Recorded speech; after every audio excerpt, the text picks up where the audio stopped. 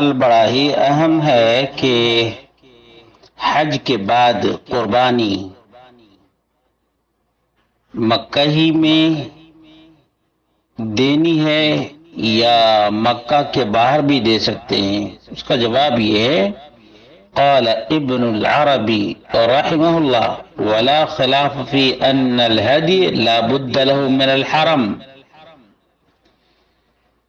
یہ تمام مسلمانوں کا اجماع ہے کہ حج کے بعد کی قربانی حدود حرم ہی میں دی جائے گی۔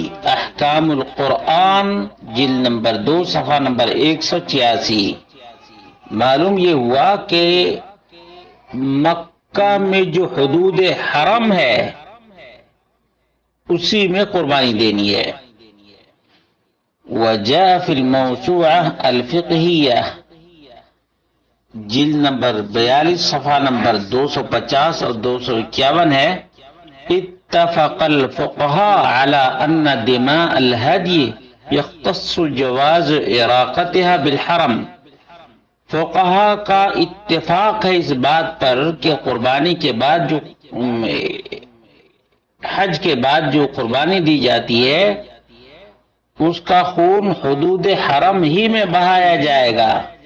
ولا يجوز ذبح شيء منها خارجه، اور کوئی بھی حج کے ساتھ قربانی حدود حرم کے باہر نہیں کی جائے گی، کیونکہ اللہ رب العالمین نے فرمایا ہادیم بالغ الکعبہ، ہادیم بالغ الکعبہ، اور وقولہ تعالی ثم محلها الى البیت العتیق، ان دونوں آیتوں کی وجہ سے، اور نبی اکرم صلی اللہ علیہ وسلم نے فرمایا نحرتها هنا ومنى كلها منحر فانحروا في رحالكم، میں نے یہاں قربانی کی ہے حج کے بعد، اور پورا کا پورا منا منحر ہے یعنی قربانی کی جگہ ہے، تو اپنے اپنے خیمے میں قربانی کرو۔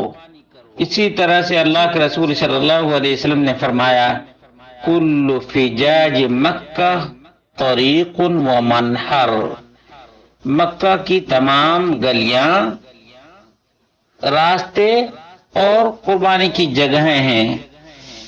ان تمام دلائل سے معلوم ہوا کہ حج تمتع اور حج قران کرنے والے اپنی قربانی حدود حرم ہی میں کریں گے، حدود حرم کے باہر نہیں، حدود حرم کے باہر نہیں یہ حج کی قربانی کر سکتے۔